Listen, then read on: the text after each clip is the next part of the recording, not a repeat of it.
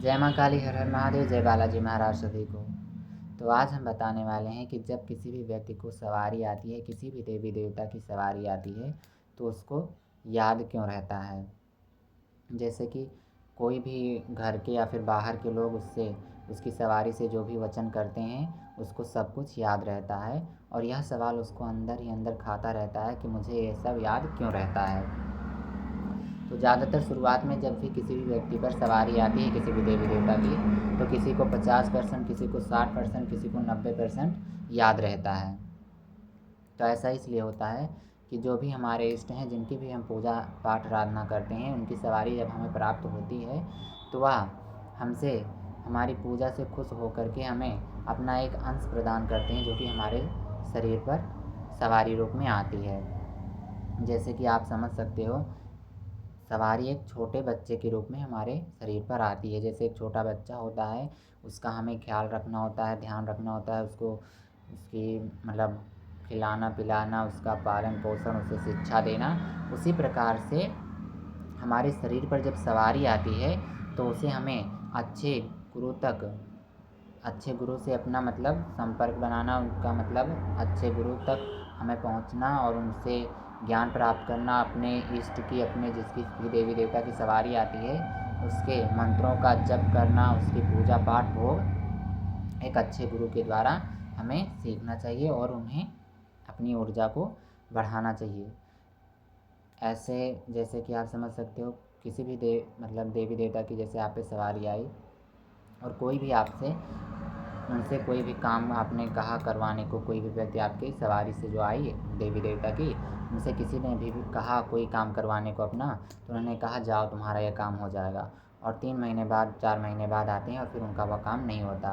तो लोग क्या कहेंगे कि ये पाखंडी है, ये मतलब ढोंग कर रहा है, ऐसा वैसा।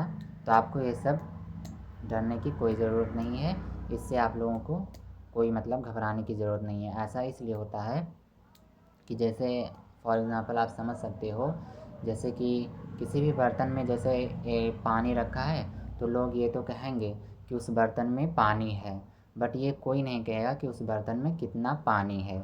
उसी प्रकार से आपके ऊपर, आपके इष्ट की, आपके ऊपर जो भी सवारी आती है उनकी देवी देवता की, लोग ये तो कहेंगे कि उसके ऊपर ये सवारी है, बट यह कोई नहीं जानता कि मतलब उनके अंश कितना है। वो आप पे डिपेंड करता है कि आप कितने पूजा पाठ किए, आपने कितने कर्म कमाए हैं, आपने कितने भोग दीप किए हैं, आपने कितने व्रत जप तप साधनाएँ की हैं, आपने कितने अपने इष्ट के मंत्रों का जाप किया है। वो आपकी पूजा पाठ, आपकी आराधना, आपकी मेहनत पर डिपेंड करता है।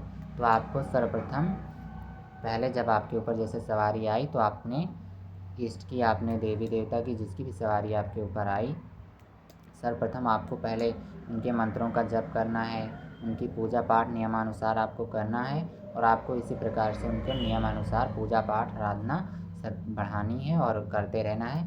उसके बाद जब वह आपको अच्छे गुरु से आपको संपर्क में ये सब करना है, पूजा पाठ, अपनी सवारी को कैसे संभालें, अपनी सवारी से कैसे किसी को पूछा दें, ये सब आपको एक अच्छे गुरु ही बता सकते हैं। तो अपने गुरु के माध्यम से ही अपनी पूजा पाठ आराधना करें। उसके बाद किसी को पूछा दें या फिर गद्दी लगाएं, दरबार लगाएं।